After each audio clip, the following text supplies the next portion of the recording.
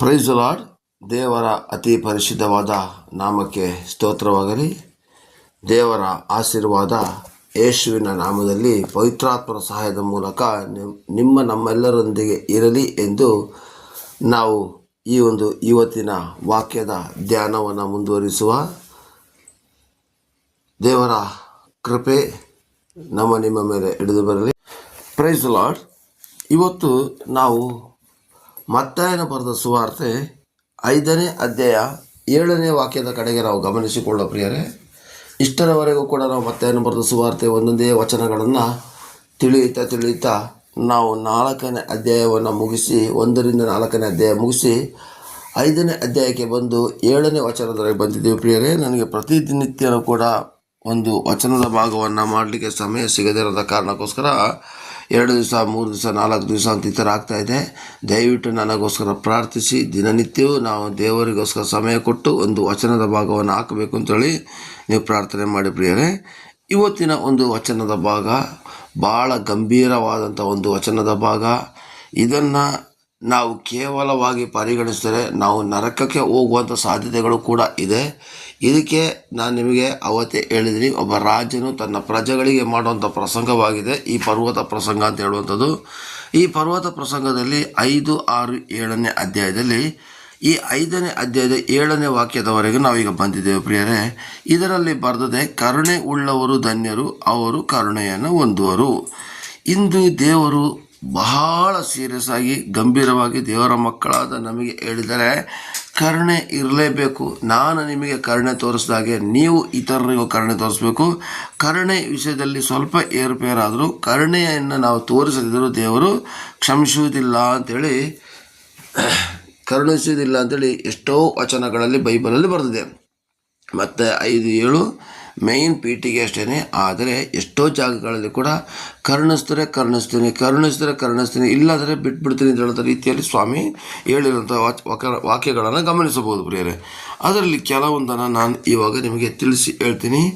ಸಾಮಾನ್ಯವಾಗಿ ಸಭಾಪಾಲಕರು ಕೂಡ ಪರ್ವತ ಪ್ರಸಂಗವನ್ನು ತೆಗೆದುಕೊಂಡು ಕರುಣೆಯ ಬಗ್ಗೆ ಬೋಧಿಸುವಾಗ ದೇವರ ಮಕ್ಕಳು ನಾವೆಲ್ಲರೂ ಬದಲಾಗಲೇಬೇಕು. ಕರುಣೆ ಇಲ್ಲ ಅಂದರೆ ನಮಗೆ ದೇವರ ಕರುಣೆನೂ ಸಿಗೋದಿಲ್ಲ, ದೇವರ ಸಾನ್ನಿಧ್ಯನೂ ಸಿಗೋದಿಲ್ಲ ಅಂಥೇಳಿ ಎಷ್ಟೋ ಸಲ ಮತ್ತಾಯ 5, 7 ತೆಗೆದುಕೊಂಡು ವಚನವನ್ನು ಕೊಟ್ಟಿರ್ಬೋದು. ಅದು ಏನು ಇರಲಿ, ಯೇಸು ಸ್ವಾಮಿ ತನ್ನ ಬಾಯಿಂದಲೇ ಕೆಲವೊಂದು ಸ್ವಾಮ್ಯಗಳನ್ನು ತಿಳಿಸುವುದರ ಮೂಲಕ ಯಾವ ರೀತಿಯಾಗಿ ಎಚ್ಚರಿಸಿದ್ದಾರೆ ಅಂತ ನಾವು ನೋಡೋಣ ಪ್ರಿಯರೇ. ಮತ್ತಾಯನು ಬರೆದ ಸುವಾರ್ತೆ 18ನೇ ಅಧ್ಯಾಯ 21ರಿಂದ 34ರವರೆಗೆ ಓದಲಿಕ್ಕೆ ಸಮಯಾವಕಾಶ ಇಲ್ಲ. ಆ ಕಾರಣಕ್ಕೋಸ್ಕರ ನೀವೇ ನಿಮ್ಮ ಮನೆಗಳಲ್ಲಿ ಓದ್ಕೋಬೇಕು. ಇಲ್ಲಿ ಒಬ್ಬ ಕೋಟ್ಯಾಂತರ ರೂಪಾಯಿ ಸಾಲ ಮಾಡಿದವನು ಒಬ್ಬ ಅರಸನ ಹತ್ರ ಅವನ ಲೆಕ್ಕಾಚಾರವನ್ನು ನೋಡುವಾಗ ಕೋಟ್ಯಾಂತರ ರೂಪಾಯಿ ಸಾಲ ಮಾಡಿದ ಒಬ್ಬ ವ್ಯಕ್ತಿ ಇರ್ತಾನೆ. ಅವನನ್ನು ಕೇಳಿ ಅವನನ್ನು ಕರೆತರಿಸಿ ಕೊನೆಗೆ ನೀನು ನಿನ್ನ ಹೆಂಡತಿ ಮಕ್ಕಳು ನಿನ್ನ ಚಿರಾಚಾರ ಸ್ವತ್ತು ಏನಲ್ಲಿದೆ ಅದನ್ನೆಲ್ಲ ಮಾರಾಟ ಮಾಡಿ ನನ್ನ ಸಾಲವನ್ನು ತೀರಿಸು ಅಂತ ರಾಜ ಹೇಳ್ತಾನೆ. ಆಗ ಇವನು ಕಾಲಿಗೆ ಅಡ್ಡ ಬಿದ್ದುಬಿಟ್ಟು ಏನು ಮಾಡ್ತಾನೆ, ದಮ್ಮಯ್ಯ ಅಂತ ಹೇಳ್ತೀನಿ, ನೀನು ದಯವಿಟ್ಟು ಬಿಟ್ಟು ಬಿಡು ಅಂತೇಳಿ ಈತ ರಿಕ್ವೆಸ್ಟ್ ಮಾಡಿಕೊಂಡಾಗ 27ನೇ ವಾಕ್ಯದಲ್ಲಿ ಗಮನಿಸಿ ಪ್ರಿಯರೇ, ಆ ಸೇವಕರನ್ನ ಕನಿಕರಿಸ್ಬಿಟ್ರು. ಅವರು ಇವನ ಕಾಲಿಗೆ ಅಡ್ಡ ಬಿದ್ದುಬಿಟ್ಟಲ್ಲ, ಬೇಡ ಇವುದು 1 ರೂಪಾಯಿ ಸಾಲನ ಬೇಡ, ಎಲ್ಲವನ್ನ ಬಿಟ್ಬಿಟ್ಟು ನೀನು ಹೋಗಪ್ಪ ಶಾಂತಿಯಿಂದ ಮನೆಗೆ ಅಂತೇಳಿ ಕಳಿಸಿದಾಗ ಈ ಸಾಲಗಾರ ಕೋಟ್ಯಾಂತರ ರೂಪಾಯಿ ಸಾಲ ಮಾಡಿದವನು ಆ ರಾಜನ ಕರುಣೆಯನ್ನು ಹೊಂದಿ ಹೊರಗಡೆ ಹೋಗ್ತಾನೆ ಪ್ರಿಯರೇ. ಹೊರಗಡೆ ಹೋದಾಗ 28ನೇ ವಾಕ್ಯದಲ್ಲೇ ನೋಡಿ ಗಮನಿಸಿ, ಇವನ ಕೈಯಿಂದ ಬರೀ ಕೇವಲ 100 ರೂಪಾಯಿ ಸಾಲ ಪಡೆದಂಥ ಒಬ್ಬ ವ್ಯಕ್ತಿ ಸಿಗ್ತಾನೆ. ಅವನು ಬೇಡ್ತಾನೆ, ಕಾಡ್ತಾನೆ, ಅಂಗಲಾಚ್ತಾನೆ, ಏನೇ ಮಾಡಿದ್ರು ಕೂಡ ಇವನು ಕುತ್ತಿನ ಪಟ್ಟಿಯನ್ನು ಹಿಡಿದುಬಿಟ್ಟು ಅದನ್ನು ಇಸುಕಿ ಅವನು ಏನು ಮಾಡ್ತಾರೆ, ಕರೆದುಕೊಂಡು ಹೋಗಿ ಸೆರೆಮನೆಗೆ ಹಾಕ್ತಾರೆ. ಬರೀ ಕೇವಲ 100 ರೂಪಾಯಿಗೆ. ಅಲ್ಲಿ ಕೋಟ್ಯಾಂತರ ರೂಪಾಯಿ ಸಾಲವನ್ನು ಇವನಿಗೆ ರಾಜ ಕನಿಕರಿಸ್ಬೇಕಾದ್ರೆ ಇವನು 100 ರೂಪಾಯಿ ಮೇಲೆ ಕನಿಕರಿಸ್ಬೇಕಾಗಿತ್ತು. ಆದರೆ ಇವನು ಆ ಥರ ಮಾಡಲಿಲ್ಲ ಪ್ರಿಯರೇ. ಇವನೇನು ಮಾಡ್ದ, ತಗೊಂಡೋಗಿ ಸೆರೆಮನೆ ಒಳಗಡೆ ಹಾಕಿಸ್ದಾಗ ಏನಾಯಿತು, ಜೊತೆಲಿದ್ದ ಸೇವಕರು ಇದನ್ನು ನೋಡಿದ್ರು. ಅವರಿಗೆ ತುಂಬ ದುಃಖ ಆಯಿತು. ಅವ್ರು ಇವನಿಗೆ ಬುದ್ಧಿವಾದ ಹೇಳಿ ಪ್ರಯೋಜನ ಇಲ್ಲ ಅಂತೇಳಿ ಡೈರೆಕ್ಟಾಗಿ ರಾಜನಿಗೆ ಹೋಗಿ ಹೇಳ್ತಾರೆ. ರಾಜನಿಗೆ ಹೇಳಿದಾಗ ರಾಜ ಕೇಳ್ತಾರೆ, ನಾನು ನಿನ್ನನ್ನು ಕೋಟ್ಯಾಂತರ ರೂಪಾಯಿ ಸಾಲ ಇದ್ದರೂ ಕೂಡ ಕರುಣಿಸ್ದಾಗೆ ನೀನು ಇವನ್ನ ಕರುಣಿಸ್ಬಾರ್ದಾಗಿತ್ತಾ ಅಂತ ಹೇಳಿ 34ನೇ ವಾಕ್ಯದ ಪ್ರಕಾರ ತೆಗಿಲಿಕ್ಕೆ ಹೋದರೆ ಅವನನ್ನು ಪೀಡಿಸುವವರ ಕೈಗೆ ಕೊಟ್ಟರು ಅಂತ ವಚನ ಇದೆ ಪ್ರಿಯರೇ. ಹಾಗಾದರೆ ಪ್ರಿಯರೇ, ನಾವು ನೀವು ಕೂಡ ಇನ್ನೊಬ್ಬರನ್ನ ಕರುಣಿಸದೇ ಇದ್ದರೆ ನಮ್ಮನ್ನು ಅವರು ಪೀಡಿಸುವವರ ಕೈಗೆ ಕೊಡ್ತಾರೆ ಅಂತ ಹೇಳುವಂಥದ್ದನ್ನು ನಾವಿಲ್ಲಿ ಗಮನಿಸಬಹುದಾಗಿದೆ. ಹಾಗೆಯೇ ಪ್ರಿಯರೇ, ಲೂಕ ಬರೆದ ಸುವಾರ್ತೆ 10ನೇ ಅಧ್ಯಾಯದಲ್ಲಿ ನಾವು ಗಮನಿಸುವ ಪ್ರಿಯರೇ, ಇದು 2ನೆಯ ಕರುಣೆಯ ಬಗ್ಗೆ ಒಂದು ಕತೆ. ಲೂಕನು ಬರೆದ ಸುವಾರ್ತೆ 10ನೇ ಅಧ್ಯಾಯದಲ್ಲಿ ಒಬ್ಬ ವ್ಯಕ್ತಿ ಎರಿಕೋವಿಗೆ ಹೋಗ್ತಾ ಇರುವಾಗ ಕಳ್ಳರು ಸುಲಿಗೆ ಮಾಡಿ ಗಾಯವಾಗುವಷ್ಟು ಒಡೆದು ಅವನನ್ನು ಅರೆಜೀವ ಮಾಡಿ ಅಲ್ಲೇ ಬಿಸಾಕ್ಬಿಡ್ತಾರೆ. ಗಮನಿಸಿ, ಲೂಕ 10ನೇ ಅಧ್ಯಾಯದಲ್ಲಿದೆ. ವಚನವನ್ನು ನೀವೇ ನೋಡಿ, ನಿಮಗೆ ಹೋಮ್ವರ್ಕ್. ಯಾಕೆಂದರೆ ಬೈಬಲ್ ಪುಸ್ತಕನ ಇದೊಂದು ರೀತಿಯಲ್ಲಾದರೂ ತಿರುಗಿಸ್ದಂಗೆ ಆಗುತ್ತೆ. ಅದಕ್ಕೋಸ್ಕರ ಹೇಳ್ತಾ ಇದ್ದೀನಿ. ಕಳ್ಳರು ಸುಲಿಗೆ ಮಾಡಿ ಗಾಯವಾಗುವಷ್ಟು ಏಟದಿಂದ ವ್ಯಕ್ತಿ ಅರೆಜೀವಾಗ ಅಲ್ಲೇ ಬಿದ್ದೋಗ್ತಾನೆ. ಆಗ ಅದೇ ದಾರಿಯಾಗಿ ಯಾಜಕ ಅಂದರೆ ದೇವರ ಪ್ರಾರ್ಥನೆ ಮಾಡೋನು, ದೇವರ ಪೂಜೆ ಮಾಡೋನು ಅದೇ ದಾರಿಯಾಗಿ ಬರ್ತಾನೆ. ಅದೇ ದಾರಿಗಾಗಿ ಬಂದರೂ ಕೂಡ ಅವನು ಏನು ಮಾಡ್ತಾ ಇದ್ದಾರೆ, ಇವನನ್ನು ನೋಡಿದಂಥರ ಕರುಣೆ ತೋರಿಸದೇ ವಾರೆಯಾಗಿ ಹೋಗ್ತಾರೆ. ಇವತ್ತು ಕೂಡ ನಮ್ಮಲ್ಲಿ ಕೆಲವೊಂದು ಜನಗಳಿದ್ದಾರೆ, ಯಾರಾದರೂ ಬರೀ ಆಕ್ಸಿಡೆಂಟ್ ಆಗಿ ಬಿದ್ದರೆ, ಏನಾದರೂ ಪ್ರಾಬ್ಲಮ್ ಆದರೆ ನೋಡದಂಗೆ ಹೋಗ್ತೀವಿ. ಯಾಕೆಂದರೆ ಕಾನೂನಿಗೆ ಎದುರ್ಕೊಂಡು ಪೊಲೀಸ್ ಸ್ಟೇಷನ್ಗೆ ಹೋಗ್ತಾ ಇರಬೇಕಾಗ್ತದೆ, ಪ್ರತ್ಯಕ್ಷದರ್ಶಿ ಆಗಬೇಕಾಗ್ತದೆ. ನಮ್ಮ ಕೈಲಿ ಏನೂ ಆಗಲಿಲ್ವ, ಅಟ್ಲೀಸ್ಟ್ ಆಂಬ್ಯುಲೆನ್ಸಿಗಾದರೂ ಫೋನ್ ಮಾಡಿ ಕರೆಸಬೇಕು, ಅಥವಾ ಯಾರಾದರೂ ಒಂದು 10 ಜನನ ಸೇರಿಸಿ ಆದರೂ ಪೊಲೀಸ್ ಸ್ಟೇಷನ್ಗಾದರೂ ತಿಳಿಸುವಂಥ ಒಂದು ಮಾನವೀಯತೆಯೂ ಕೂಡ ಇಲ್ಲದನ್ನು ನೋಡಿಕೊಂಡು ಹೋಗುವಂಥವ್ರು ತುಂಬ ಜನ ಇದ್ದಾರೆ ಪ್ರಿಯರೇ. ದೇವರ ಮಕ್ಕಳು ಅನಿಸ್ಕೊಂಡಿರೋರು. ಆಗ ಇವರು ನಾವು ಯಾಜಕರ ಪಟ್ಟಿಗೆ ನಾವು ಸೇರುವಂಥ ಒಂದು ಕರುಣೆ ಉಳ್ಳವರಾಗಿರಬಾರ್ದು. ಈ ಒಂದು ಬಿದ್ದಂಥ ವ್ಯಕ್ತಿಯನ್ನು ಯಾಜಕ ನೋಡಿಕೊಂಡು ವಾರಾಗಿ ಹೋಗ್ತಾನೆ. 10 ಜನಕ್ಕೆ ಬುದ್ಧಿವಾದ ಹೇಳೋನು, ಧರ್ಮಶಾಸ್ತ್ರದ ವಾಕ್ಯವನ್ನು ಕೊಡುವಂಥವನು, ದೇವರ ಆರಾಧನೆ ಮಾಡುವಂಥವನು, ಆರಾಧನೆ ಬಗ್ಗೆ ಕಲಿಸಿಕೊಡುವಂಥವನು. ಈತನೇ ಏನು ಮಾಡ್ತಾನೆ, ಈ ಅರೆಜೀವಾಗಿರ್ತಕ್ಕಂಥ ವ್ಯಕ್ತಿನ ನೋಡ್ದಂಗೆ ಹೋಗ್ತಾನೆ. ನೆಕ್ಸ್ಟ್ ಅದೇ ರೀತಿಯಾಗಿ ಅದೇ ದಾರಿಯಲ್ಲಿ ಲೇವಿಯ ಬರ್ತಾನೆ. ಲೇವಿಯ ಯಾರು ಅಂತಂದರೆ ದೇವರಿಗೋಸ್ಕರ ಮೀಸಲಾಕಿಟ್ಟಂಥ ಒಂದು ಜನಾಂಗ ಪ್ರಿಯರೇ. ಅದರ ಬಗ್ಗೆ ನಾನು ಮುಂದಿನ ದಿನಗಳಲ್ಲಿ ತಿಳಿಸುತ್ತೇನೆ. ದೇವರಿಗೋಸ್ಕರ ಮೀಸಲಾಗಿಟ್ಟ ಜನಾಂಗ ಲೇವಿಯರು. ಈ ಲೇವಿಯ ಕುಲದಲ್ಲಿ ಇರ್ತಕ್ಕಂಥ ಒಬ್ಬ ವ್ಯಕ್ತಿ ಅಲ್ಲೇ ಬರ್ತಾನೆ. ಅವನು ನೋಡದಾಗೆ ವಾರೆಯಾಗಿ ಹೋಗ್ತಾನೆ ಪ್ರಿಯರೇ. ನೋಡಿ, ದೇವರ ಮುಂದೆ ಇವರಿಬ್ಬರು ಕೂಡ ಪ್ರತಿಷ್ಠಿತ ವ್ಯಕ್ತಿಗಳು, ಬಟ್ ಇವರಿಬ್ಬರಲ್ಲಿ ಕರುಣೆ ಇಲ್ಲ. ಹಾಗೆಯೇ ಮುಂದಕ್ಕೆ ಬಂದಾಗ ಸ್ವಲ್ಪ ಸಮಯ ಕಳೆದ ಮೇಲೆ ಸಮಾರ್ಯದವನೊಬ್ಬ ಬರ್ತಾನೆ ಪ್ರಿಯರೇ. ಸಮಾರ್ಯದವನು ಬರ್ತಾನೆ. ಬಂದ ಆದಮೇಲೆ ಅವನು ನೋಡ್ತಾನೆ, ಸಮಾರ್ಯದವ್ರದರೆ ಬೇಡದೇ ಇರತಕ್ಕಂಥ ವ್ಯಕ್ತಿಗಳು. ಸಮಾರ್ಯ ಅಂದರೆ ನಮ್ಮ ಇಲ್ಲಿನ ಸ್ಲಮ್ ಏರಿಯಾದ ಜನಗಳು, ಅಂದರೆ ಆ ಒಂದು ಕೀಳು ಜಾತಿಯ ಜನಾಂಗದವರು ಅಂತೇಳಿ. ಕೀಳು ಜಾತಿಯರು ಹೆಂಗಾದ್ರೆ ಪಾರಸಿಯರು, ಮೇದ್ಯರು ಅಲ್ಲ, ಆ ಬಾಬೆಲಿನ ಪಟ್ಟಣದವರೆಲ್ಲ ನಮ್ಮನ್ನು ಆ ಒಂದು ಇಸ್ರೇಲ್ ಜನಗಳನ್ನ ಸೆರೆಗೆ ತೆಗೆದುಕೊಂಡು ಹೋದಾಗ ಅಲ್ಲಿನ ಜನಗಳು ಅನ್ಯ ಹುಡುಗಿಯರನ್ನು ಅಥವಾ ಅನ್ಯ ಹುಡುಗರನ್ನು ಮದುವೆ ಆಗದಿರೋ ಕಾರಣಕ್ಕೋಸ್ಕರ ಅವ್ರನ್ನ ಸಮಾರ್ಯರಂತ ಮಾಡಿದ್ರಷ್ಟೇ ಪ್ರಿಯರೇ. ಅದ್ರ ಬಗ್ಗೆಯೂ ಕೂಡ ನಾನು ಮುಂದಿನ ದಿನಗಳಲ್ಲಿ ಭಾಳ ಚೆನ್ನಾಗಿ ತಿಳಿಸ್ತೀನಿ.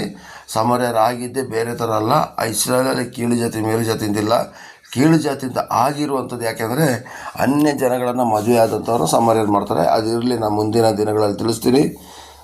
ಈ ಸಮಾರ್ಯ ಬರ್ತಾನೆ, ನೋಡ್ತಾನೆ, ಅವನು ಎತ್ಕೊಳ್ತಾನೆ, ಅವನ ಕೈಯಲ್ಲಿ ದ್ರಾಕ್ಷಾರಸ ಎಣ್ಣೆನೆಲ್ಲ ಗಾಯಕ್ಕೆ ಉಯ್ತಾನೆ, ರಕ್ತ ಹೋಗೋದನ್ನು ತಡೆಗಟ್ತಾನೆ. ಅಲ್ಲಿಂದ ಎತ್ಕೊಂಡ್ಬಂದು ಛತ್ರದಲ್ಲಿ ಸೇರಿಸಿ ನಂತರ ಅಲ್ಲಿರೋ ಯಜಮಾನನಿಗೆ ಹೇಳ್ತಾನೆ, ನಾನು ಬರ್ತೀನಿ, ಇನ್ನೊಂದು ಸಲ ಬರುವಾಗ ನಿಂದ ಅದು ಏನು ಇದ್ದರೂ ಕೂಡ ಆ ದುಡ್ಡು ಕಾಸನ್ನು ಪೇ ಮಾಡ್ತೀನಿ, ನೀನು ಇವನನ್ನು ಚೆನ್ನಾಗಿ ನೋಡಿ ಬಿಡಬೇಕು ಅಂತ ಹೇಳ್ತಾರೆ ಪ್ರಿಯರೇ. ನೋಡಿ ಪ್ರಿಯರೇ, ಹೆಸರು ತೆಗೆದುಕೊಂಡಿರ್ತಕ್ಕಂಥ ದೇವರ ಮಕ್ಕಳು ಅನಿಸಿಕೊಂಡಿರ್ತಕ್ಕಂಥ ವ್ಯಕ್ತಿಗಳು ಮಾಡಲಿಲ್ಲ. ಒಬ್ಬ ತಿರಸ್ಕಾರ ಹೊಂದಿದಂಥ ವ್ಯಕ್ತಿ, ಜನಾಂಗದಿಂದ ತಿರಸ್ಕಾರ ಹೊಂದಿದ ವ್ಯಕ್ತಿ ಈ ಅರೆಜೀವಾಗಿ ಬಿದ್ದಿರ್ತಕ್ಕಂಥ ವ್ಯಕ್ತಿಯರ ಬದುಕಿಸಲಿಕ್ಕೆ ಕಾರಣ ಆಯಿತು ಪ್ರಿಯರೇ. ಆಗ ಇಂಥ ಕರುಣೆ ಉಳ್ಳವರನ್ನೇ ದೇವರು ಹುಡುಕೋದು. ಯಾಕೆಂದರೆ ನಾವು ಆರಾಧನೆ ನಾಯಕರಾಗಿರ್ಬೋದು, ಸಭಾ ಪಾಲಕರಾಗಿರ್ಬೋದು, ಸಭಾ ಸೇವಕರಾಗಿರ್ಬೋದು, ದಾನಿಗಳಾಗಿರ್ಬೋದು, ಅದೆಲ್ಲ ದೇವ್ರ ಲೆಕ್ಕ ತೆಗೆಯೋದಿಲ್ಲ. ನಿನ್ನ ಕಣ್ಣ ಮುಂದೆ ಇರತಕ್ಕಂಥ ಕಷ್ಟದಲ್ಲಿರೋ ವ್ಯಕ್ತಿಗೆ ನೀನು ಸಹಾಯ ಮಾಡಿದೆಯೋ, ನೀ ಕರುಣಿಸಿದೆಯೋ, ಇದನ್ನೇ ಸ್ವಾಮಿ ಕೇಳೋದು ಪ್ರಿಯರೇ. ಹಾಗೆಯೇ ಪ್ರಿಯರೇ, ಅದೇ ಥರ ನಾವು ಇವತ್ತಿನ ಒಂದು ಪರಿಸ್ಥಿತಿ ನೋಡಿ, ಲಂಚಕ್ಕೋಸ್ಕರ ಏನೆಲ್ಲ ಮಾಡ್ತಾರೆ. ಚೆನ್ನಾಗಿರ್ತಕ್ಕಂಥ ಕಾಯಿಲೆಗಾರರ ಮೇಲೆ ಸುಲಿಗೆ ಮಾಡಿ ಕರುಣೆ ಇಲ್ಲದೇ ಮೋಸ ಮಾಡ್ತಿದ್ದಾರೆ ಪ್ರಿಯರೇ. ಪೊಲೀಸ್ ಸ್ಟೇಷನ್ಗಳಿಗೆ ಹೋದರೆ ನ್ಯಾಯ ಪ್ರಕಾರ ನ್ಯಾಯ ತೀರಿಸ್ಬೇಕಾದ್ರೆ ಅಲ್ಲೂ ಕೂಡ ಲಂಚ. ತಹಸೀಲ್ದಾರ್ ಆಫೀಸಿಗೆ ಹೋದರೆ, ಬೇರೆ ಬೇರೆ ಆಫೀಸ್ಗಳಿಗೆ ಹೋದರೆ, ಸರ್ಕಾರಿ ಆಫೀಸ್ಗಳಿಗೆ ಹೋದರೆ ಲಂಚ ಲಂಚ ಲಂಚ. ದುಡ್ಡು ಇರೋರಿಗೆ ಮಾತ್ರ ನ್ಯಾಯ, ದುಡ್ಡು ಇಲ್ಲದಿರೋರು ಅನಾವಶ್ಯಕವಾಗಿ ವಾಪಸ್ ಬಂದು ಅವರು ಎಲ್ಲ ಲಾಸ್ ಮಾಡ್ಕೊಳ್ಳೋಂಥ ಪರಿಸ್ಥಿತಿ ಬರ್ತಾಯಿದೆ ಪ್ರಿಯರೇ. ಒಂದು ಕೆಲಸಕ್ಕೆ ಹೋದರೂ ಸಹ ಇಂಟರ್ವ್ಯೂಲಿ ಪಾಸ್ ಆದರೂ ಕೂಡ ಲಂಚ ಕೊಡಲಿಲ್ಲ ಅಂತ ಹೇಳೋದು ಒಂದು ಕಾರಣಕ್ಕೋಸ್ಕರ ಇಂಟರ್ವ್ಯೂದು ವಾಪಸ್ ಕಳಿಸ್ತಾರೆ ಪ್ರಿಯರೇ. ಇಂಥ ಕರುಣೆ ಇಲ್ಲದಂಥವ್ರನ್ನ ದೇವರು ನಿಜವಾಗಿ ಕ್ಷಮಿಸೋದಿಲ್ಲ ಪ್ರಿಯರೇ. Praise Lord. ದೇವರ ನಾಮಕ್ಕೆ ಸ್ತೋತ್ರವಾಗಲಿ. ಇದನ್ನು ನಾವು ಗಂಭೀರವಾಗಿ ತೆಗೆದುಕೊಳ್ಳತಕ್ಕದ್ದು. ಅದಕ್ಕೆ ಸ್ವಾಮಿ ಏನು ಹೇಳಿದ್ದಾರೆ ಅಂತಾರೆ, ಮತ್ತೆ 5:7 ಮಾತ್ರ ಅಲ್ಲ, ಯಾಕೋಬದಲ್ಲೂ ಕೂಡ ಯಾವ ಥರ ಬರ್ತಿದೆ ಅಂತ ನೋಡಿ. 2:13 ವಾಕ್ಯ, ಯಾಕೋಬ 2:13 ಬರೆದಿದೆ, ಕರುಣೆ ತೋರಿಸದೇ ಇರುವವನಿಗೆ ನ್ಯಾಯ ತೀರ್ಮಾನದಲ್ಲಿ ಕರುಣೆಯು ತೋರಿಸಲ್ಪಡುವುದಿಲ್ಲ. ಕರುಣೆಯು ನ್ಯಾಯ ತೀರ್ಮಾನವನ್ನು ಗೆದ್ದು ಹಿಗ್ಗುತ್ತದೆ. ನೀನು ಕೆಲವೊಂದು ಸಲ ಪಾಪ ಮಾಡಿ ಪಾಪಿಯಾಗಿ ನರಕಕ್ಕೆ ಹೋಗುವಂಥ ಪರಿಸ್ಥಿತಿ ಇದ್ದರೂ ಕೂಡ ನೀನು ಇನ್ನೊಬ್ಬರನ್ನ ಕರುಣಿಸ್ತಾ ಬಂದರೆ ಆ ಪಾಪಗಳು ಕೂಡ ಕ್ಷಮಿಸಲ್ಪಡ್ತದೆ. ಇಲ್ಲಿ ನೋಡಿ ಎಷ್ಟು ಚೆನ್ನಾಗಿ ಬರೆದಿದ್ದಾರೆ, ಕರುಣೆ ತೋರಿಸದೆ ಇರುವವನಿಗೆ ನ್ಯಾಯ ತೀರ್ಮಾನದಲ್ಲಿ ಕರುಣೆ ತೋರಿಸಲ್ಪಡುವುದಿಲ್ಲ. ಕರುಣೆಯು ನ್ಯಾಯ ತೀರ್ಮಾನವನ್ನು ಗೆದ್ದು ಹಿಗ್ಗುತ್ತದೆ. ಹಾಗಾದರೆ ನೀನು ಜನಗಳಿಗೆ ತೋರಿಸಿದ ಕರುಣೆ ನಿನ್ನ ಮೇಲೆ ಬರುವಂಥ ನ್ಯಾಯ ತೀರ್ಪು ಇದೆ ನೋಡಿ, ಶಿಕ್ಷೆಯ ನ್ಯಾಯ ತೀರ್ಪು, ಅದನ್ನು ಗೆದ್ದು ಬಿಡುತ್ತದಂತೆ. ಹಾಗಾದರೆ ಪ್ರಿಯರೇ, ನಾವು ಕರುಣೆಯನ್ನು ತೋರಿಸೋರು ಆಗಿರಲೇಬೇಕು. ಇವತ್ತು ಏನಾಗ್ತಾಯಿದೆ, ಆ ಒಂದು ದೇವರ ಮಕ್ಕಳು ಅನಿಸಿಕೊಂಡಿರ್ತಕ್ಕಂಥ ವ್ಯಕ್ತಿಗಳೇ ಕಷ್ಟದಲ್ಲಿ ಇರತಕ್ಕಂಥ ಜನಗಳನ್ನ ನೋಡಿ ಸಹಾಯ ಮಾಡೋದಿಲ್ಲ, ದುಃಖದಲ್ಲಿ ಇರತಕ್ಕಂಥ ಜನಗಳ ಹೋಗಿ ಕಣ್ಣೀರು ಒರೆಸೋದಿಲ್ಲ. ನಮ್ಮ ಕೈಯಲ್ಲಿ ಏನು ಕೆಪಾಸಿಟಿ ಇದೆಯೋ, ಏನು ಸಾಧ್ಯತೆ ಇದೆಯೋ, ದೇವರು ಏನು ಅನುಕೂಲ ಒದಗಿಸಿಕೊಡ್ತಾರೋ ಅದರ ಪ್ರಕಾರ ನಾವು ಕರುಣೆ ತೋರಿಸಲೇಬೇಕು, ಸಹಾಯ ಮಾಡಲೇಬೇಕು ಪ್ರಿಯರೇ, ಸಪೋರ್ಟ್ ಮಾಡಲೇಬೇಕು. ನಾವು ಏನನ್ನೋ ಮಾಡದೇ ಯೇಸುವಿನ ಭಕ್ತರನ್ನು ತೋರಿಸ್ಕೊಂಡ್ರೆ ಆಗೋದಿಲ್ಲ. ಲೋಕದ ಕತೆ ನಮಗೆ ಬೇಕಾಗಿಲ್ಲ. ಇವತ್ತು ಲೋಕದಲ್ಲಿ ಎಷ್ಟೋ ಜನ ಒಳ್ಳೆಯವರಿದ್ದಾರೆ, ಕರುಣೆ ತೋರಿಸೋರಿದ್ದಾರೆ, ಪ್ರೀತಿ ತೋರಿಸೋರಿದ್ದಾರೆ. ಅವ್ರನ್ನ ನೋಡಿದಾಗ ದೇವ್ರ ಮಕ್ಕಳಾದ ನಾವು ನಾಚ್ಕೋಬೇಕು. ಇವತ್ತು ನಾವು ಕಷ್ಟದಲ್ಲಿ ಹೊಟ್ಟೆ ಹಸಿದವರಿಗೆ ಅನ್ನವನ್ನು ಕೊಡಬೇಕು, ಹಸಿದವರಿಗೆ ಅನ್ನವನ್ನು, ಬಟ್ಟೆ ಇಲ್ಲದವರಿಗೆ ಬಟ್ಟೆಯನ್ನು ಕೊಡಬೇಕು ಅಂತ ಕೂಡ ದೇವರ ವಾಕ್ಯದಲ್ಲಿ ಬರೆದಿದೆ ಪ್ರಿಯರೇ. ಇವತ್ತು ಬಟ್ಟೆನ ಕೊಟ್ಬಿಟ್ರೆ ದರಿದ್ರ ಅಂತೇಳಿ ಎಷ್ಟೋ ಜನಗಳು ಒಳ್ಳೊಳ್ಳೆ ಬಟ್ಟೆಗಳನ್ನು ರೋಡಲ್ಲಿ ಬಿಸಾಕ್ಬಿಟ್ಟು ಹೋಗ್ಬಿಡ್ತಾರೆ. ಅದೇ ಬಡವರು ಬಂದಾಗ, ಕಷ್ಟದಲ್ಲಿರೋರು ಬಂದಾಗ ನಿಮ್ಮಲ್ಲಿರ್ತಕ್ಕಂಥ ಬಟ್ಟೆಗಳ ಪೂರ್ತಿ ಅರ್ಧಿರೋದಲ್ಲ ಇರುವಂಥ ಒಳ್ಳೆ ಬಟ್ಟೆಗಳನ್ನು ಕೊಡೋದರ ಮೂಲಕ, ಹಾಗೆಯೇ ನೀವೊಂದು ಊಟವನ್ನು ಕೊಡೋದ್ರ ಮೂಲಕ, ಹಾಸ್ಪಿಟ್ಲಿರ್ತಕ್ಕಂಥ ವ್ಯಕ್ತಿಗಳಿಗೆ ಸಹಾಯ ಮಾಡೋದ್ರ ಮೂಲಕ, ನಿಮಗೆ ದೇವರು ಕೊಟ್ಟ ಕೆಪಾಸಿಟಿ ಪ್ರಕಾರ ನೀವು ಇನ್ನೊಬ್ಬರನ್ನ ಕರುಣೆ ತೋರಿಸದೇ ಇದ್ದರೆ ನಿಮಗೆ ಕರುಣೆ ಗ್ಯಾರಂಟಿ ಸಿಗೋದಿಲ್ಲ. ಅದಕ್ಕೇನೆ ಪ್ರಿಯರೇ, ದೇವರ ವಾಕ್ಯದಲ್ಲಿ ಮತ್ತೊಂದು ವಾಕ್ಯದಲ್ಲಿ ಬರೆದಿದೆ, ಎಫೆಸ 4:32 ಒಬ್ಬರಿಗೊಬ್ಬರು ಉಪಕಾರಿಗಳಾಗಿರಿ, ಕರುಣೆ ಉಳ್ಳವರಾಗಿಯೂ ಕ್ಷಮಿಸುವವರಾಗಿಯೂ ಇರ್ರಿ ಅಂತ ಹೇಳಿದ್ದಾರೆ. ಇದು 3 ಒಂದಕ್ಕೆ ಅರ್ಥ ಲಿಂಕ್ ಸೇರ್ತಾ ಬರ್ತದೆ. ಉಪಕಾರ ಮಾಡಿದ್ರು ಕರುಣೆ ತೋರಿಸ್ದಾಗೇನೆ ಇಲ್ಲಿ ನೋಡಿ ಬರೆದಿದೆ 4:32 ಒಬ್ಬರಿಗೊಬ್ಬರು ಉಪಕಾರಿಗಳಾಗಿಯೂ ಕರುಣೆ ಉಳ್ಳವರಾಗಿಯೂ ಕ್ಷಮಿಸುವವರಾಗಿ ಇರ್ರಿ ಅಂತ ಸ್ವಾಮಿ ಹೇಳಿದ್ದಾರೆ. ಹಾಗಾದರೆ ಪ್ರಿಯರೇ, ನಾವು ಇನ್ನು ಮುಂದಕ್ಕೆ ಕರುಣೆ ಉಳ್ಳವರು ಧನ್ಯರು, ಅವರಿಗೆ ಕರುಣೆ ಸಿಕ್ಕುವುದು ಹೇಳಿದ ಹಾಗೆ ಪ್ರಿಯರೇ, ನಾವು ಕರುಣೆಯನ್ನು ತೋರಿಸುವುದರ ಮೂಲಕ ದೇವರ ನಾಮವನ್ನು ಮಹಿಮೆಪಡಿಸಿ ದೇವರ ಕರುಣೆಗೆ ನಾವು ಪಾತ್ರರಾಗೋ ಪ್ರಿಯರೇ. ಕರುಣೆ ಬಗ್ಗೆ ತುಂಬ ವಚನಗಳಿದೆ, ಆದರೆ ಅದನ್ನು ಕೊಡಲಿಕ್ಕೆ ಸಮಯ ಇಲ್ಲ. ಮುಂದಿನ ದಿನಮಾನಗಳಲ್ಲಿ ನೋಡುವ, ದೇವರ ಕೃಪೆ ಇದ್ದರೆ ನಾವು ಕೊಡುವ.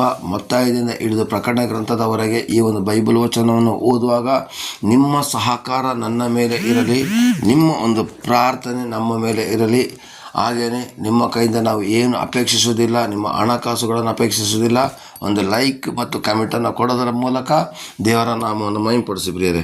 ದೇವರು ನಿಮ್ಮನ್ನು ಆಶೀರ್ವದಿಸಲಿ, ಕೃಪೆಯನ್ನು ನಡೆಸಲಿ. ಆಮೇನ್. Praise the lord.